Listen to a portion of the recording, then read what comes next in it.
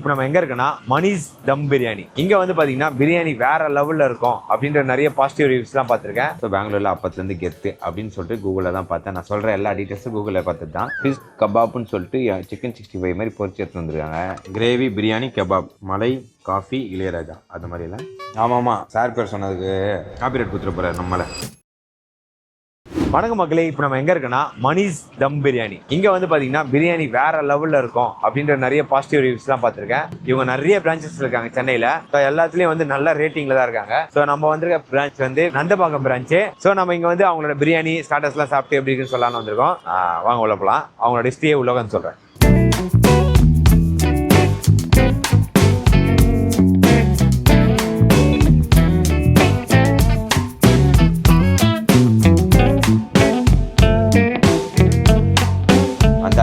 ஸ்பாட்டுக்கு. ஸோ இவங்க வந்து யாருன்னு முதல்ல சொல்லிடுறேன். இந்த மணிஸ் தம் பிரியாணின்றவங்க வந்து பெங்களூர்ல வந்து கெத்து. ஸோ 2009 அவங்க வந்து பெங்களூர்ல ஸ்டார்ட் பண்ணியிருக்காங்க. இப்போ சென்னையில நிறைய கலக்குறாங்க. ஸோ பெங்களூர்ல அப்பத்துல இருந்து கெத்து அப்படின்னு சொல்லிட்டு கூகுளில் தான் பார்த்தேன். நான் சொல்ற எல்லா டீட்டெயில்ஸும் கூகுளில் பார்த்துட்டு தான். ஸோ இவங்க வந்து ஏற்கனவே கெஃபே பிசினஸ் ஒன்று பண்ணியிருக்காங்க போல இருக்கு. அதுல வந்து சரியா கெல்லா கட்டினதுனால சரி இந்த மாதிரி பிரியாணி தம் பிரியாணி ஸ்டார்ட் பண்ணியிருக்காங்க. அதுல மணி பிரபாகர்னு ஒருத்தர் தான் செஃப்பா வந்து தரமான சம்பவம்லாம் இறங்கி செஞ்சிருக்காரு. சந்தானம் சொல்லுவாரு தெரியுமா, கை பக்குவம் தூக்கத்துல இருந்து கையை நக்குவோம். அவ்வளோ ஒரு தரமான சம்பவம் பண்ணுவாராம் அவரு அந்த அளவுக்கு ஃபேமஸ் ஆகி அவர் வந்து இந்த மாதிரி ஒரு கஸ்டமர்ஸை வந்து பிடிச்சதுனால ஸோ அவர் பேரே வந்து கடைக்கு வந்து ஒரு பிராண்டா ஆக்கிட்டாங்க. அவங்க ஓனர் ரொம்ப நல்ல ஓனரா இருக்காரு. இது வந்து ஒரு பாராட்ட வேண்டிய விஷயமா இருக்கு. இதுல நான் கூகுள்ல தான் பார்த்தேன். ஓகேவா, இவங்க கடை எஸ்டி சொல்லியாச்சு.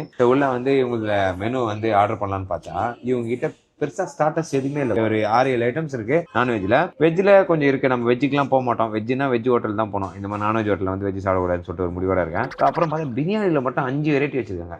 Delight biryani, chicken boneless biryani, chicken kebab biryani, அந்த மாதிரி சிக்கன் பிரியாணில 5 வெரைட்டி இருக்கு. அதுலயே வந்து சீரக சம்பா அரிசி இருக்கு, பாஸ்மதி அரிசி இருக்கு. ஸோ நம்ம வந்து சிக்கன் பிரியாணினா பெஸ்ட்னு இவங்க கடைக்கார கேட்டதுக்கு நீங்க கபாப் பிரியாணி சாப்பிடுங்க, சும்மா மட்டை அடிங்க அப்படின்னு இருக்காரு. அதனால அது ஒன்று ஆர்டர் பண்ணியிருக்கோம். மட்டன் ஒன்று ஆர்டர் பண்ணியிருக்கோம், ஃபிஷ் ஒன்று ஆர்டர் பண்ணியிருக்கோம். அதை டீட்டெயிலாக சொல்றேன். அதோட ப்ரைஸ் எல்லாத்தையும் ஒன்று வேணா வரட்டும் சாப்பிட்டு அப்படின்னு சொல்கிறேன். இங்கே தான்ப்பா நம்ம வந்து ஸ்டார்டர்லேருந்து ஸ்டார்ட் பண்ணுறோம். ஃபிஷ் கபாப் வந்துச்சு. ஸோ 329 ரூபாய் இதோட ப்ரைஸு. இது வித்தவுட் டேக்ஸ் தான். ஸோ அதுக்கு எத்தனை பீஸ் கொடுத்துருக்காங்கன்னா 2, 4, 6, 8 பீஸு ஃபிஷ் கபாப்னு சொல்லிட்டு சிக்கன் 65 மாதிரி பொரிச்சு எடுத்து வந்துருக்காங்க. என்ன கதைன்னு தெரியல. கபாப்னா அந்த கம்பியில் சொருவி கொடுக்கறது தான். பட் இவங்க 65 மாதிரி இவ்வளோ ஆயில் போட்டிருக்காங்க. இது ஆயில் தானே? ஓகே, நம்மளுக்கு ஏதோ ஒன்று டேஸ்ட் நல்லா இருந்தால் போதும். ஒரு பைட்டு போயிடலாம். ஆனியன் கொடுத்துருக்காங்க, லெமன் கொடுத்துருக்காங்க. ரொம்ப பிளைனாக இருக்குது. மேலே அவ்வளோ மசாலா போட்டிருந்தாலும் டேஸ்ட் வந்து இன்னும் நல்லா ஃபீல் பண்ண வைக்கல. நான் இத்தனைக்கும் செம்ம பசியில் சாப்பிட்றேன். செம்ம பசியில் சாப்பிட்டா எனக்கு எப்படியா இருந்தாலும் ஒரு ஆவரேஜாக இருந்தாலும் பிடிச்சிடும். இது இப்போ எனக்கு ஆவரேஜாக தான் இருக்குது. ஆனால் ஃபிஷ் செம்ம சாஃப்டாக இருக்குங்க. பாருங்கள் அவ்வளோ சூப்பராக இருக்கு பாருங்கள். ஸோ ஒரு ஆனியன் கூட வச்சு சாப்பிட்றோம் ஒரு நாள் போய்ட்டு. ஓகே தான். ஒரு 329 ரூபாய்க்கு ஃபிஷ் கபாபு நல்லா மீட்டில் இறங்கி நாக்கில் ஊறணும். அப்போ தான் அது வந்து நின்று பேசும். இல்லைனா ஓகேன்னு தான் சொல்ல வரேன். எனக்கு ஓகே தான். ஸோ எனக்கு ரெடி கொடுக்குறேன்னா குவான்டிட்டி ஓகே, ப்ரைஸு அதிகம் தான், பெரிய ரெஸ்டாரண்ட் ஓகே தான், குவாலிட்டி நல்லா இருக்கு, டேஸ்ட் வந்து ஓகே ரேஞ்ச் தான். ஸோ நான் வந்து ஒரு 3.1 கொடுக்குறேன் 5க்கு. ஓகே, நெக்ஸ்ட் வந்து இந்த கடையில் இது ஒரு நல்ல டிஷ்ஷு, நல்லா இருக்குன்னு நிறைய பேர் சொன்னாங்க. ஸோ 65 தான் வேணும் வந்திருக்கேன். சிக்கன் 65 4 பீஸ் வந்து 149 ரூபாய். இங்கே ஒரு டிஃப்ரெண்ட்டாக இருக்குது. ஃபிஷ்ஷை வந்து 65 மாதிரி தராங்க, 65 ஃபிஷ்ஷு மாதிரி தராங்க. எவ்வளோ சப்பையாக அமைக்க கொடுக்குறாங்க பாருங்கள். ஒரு மாதிரியா வஞ்சர மீன் துண்டாக கட் பண்ணி பொரிச்சத்த மாதிரி இருக்குது. சரி சாப்பிட்டு பார்க்கலாம் ப்ளைனா. இப்போ இந்த லெமனு இந்த ஆனியன் கூடலாம் வச்சு ஒரு பைட்டு போகிறேன்.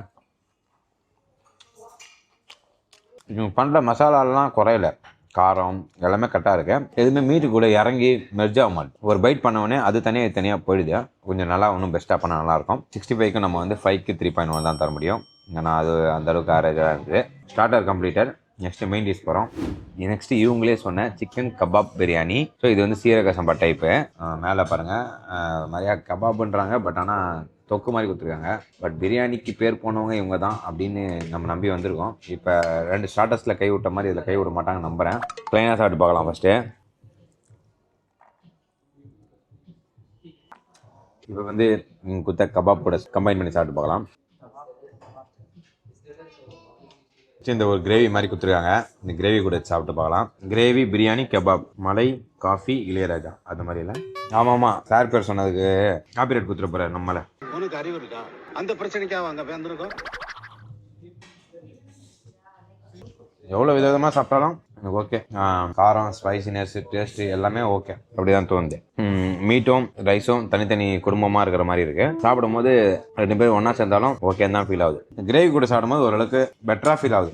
ஸோ இவங்க நான் ரேட்டிங் கொடுக்கணும்னா குவான்டிட்டி நிறையவே இருக்குது, குவாலிட்டி குறையில, நல்லா இருக்குது குவாலிட்டி. ப்ரைஸு சொல்ல வந்துட்டேன், 269 ரூபா இது ஒரு ஆள் சாப்பிட்றது. ஓகே, இவ்வளோ பெரிய ரெஸ்டாரண்ட்டுக்கு ப்ரைஸும் ஓகே தான். டேஸ்ட்டு மட்டும் மேபி பெங்களூர்காரனுக்கு செட் ஆகும் பொழுது நம்மளுக்கு இவ்வளோ செட் ஆகலை. ஏன்னா அந்த காரம் சாரம் இருக்குது. நம்ம ஊரும் காரசாரமாக சாப்பிடுவோம், பட் நம்ம காரசாரத்தோட டேஸ்ட்டு ஒரு மாதிரியா இருக்கும். அந்த மசாலா டேஸ்ட்டு நம்மளுக்கு சூப்பராக இருக்கும். இவங்க கிட்ட இருக்க பெங்களூர் சைடில் இருக்க மசாலா வந்து காரம் தான் கொஞ்சம் அதிகமாக இருக்கும், டேஸ்ட் கொஞ்சம் கம்மியாக இருக்கும். ஸோ எனக்கு தெரிஞ்சு எனக்கு ஓகே அப்படின்ற ஃபீல் தான் இருக்குது. ஸோ என்னோட கருத்துப்படியே நான் ரேட்டிங் கொடுக்குறேன்னா ஒரு 5க்கு 3.3 தரேன். ஏன்னா குவான்டிட்டி நிறைய கொடுத்துருக்காங்க, எக்லாம் வச்சு கொடுத்துருக்காங்க, அது ஒரு நல்ல விஷயம். ஓகே, புது பிளேட், புது பிரியாணி.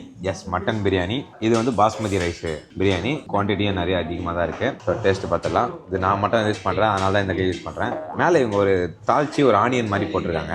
குட்டி குட்டி மட்டன் பீஸ் நிறைய போட்டிருக்காங்க. உள்ளே நிறைய இருக்குது. ஏன்னா நான் உள்ளே நாஸ்தி பண்ண விரும்பல, உள்ளே நிறைய மட்டன் பீஸ் இருக்குது. ஸோ நம்ம இப்போ ப்ளைனாக சாப்பிட்டு பார்க்கலாம். மட்டனை, பாஸ்மதி ரைஸ்.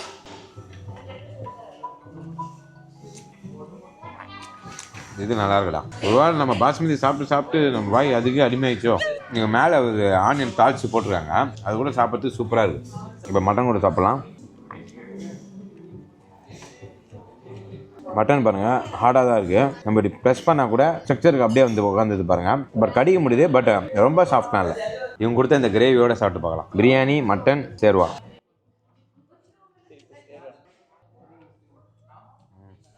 எப்படி சாப்பிட்டாலுமே போக போக எனக்கு சேம் கேட்டகரி மாதிரி தான் இருக்குது. ஃபஸ்ட்டு அந்த தாளிச்ச அந்த ஆனியனோட சாப்பிடும் நல்லா இருந்துச்சு. அதுக்கப்புறம் சேம் முன்னாடி சாப்பிட்ட பிரியாணி டேஸ்ட்டாக இருக்குது. ரொம்ப பெருசாக எனக்கு ஃபீல் கொடுக்க மாட்டுது. சாரி, மன்னிச்சுக்கோங்க, எனக்கு வாயில் கொளாரா இல்லைன்னு தெரியல, பட் எனக்கு ஃபீல் ஆகுது சொல்கிறேன்.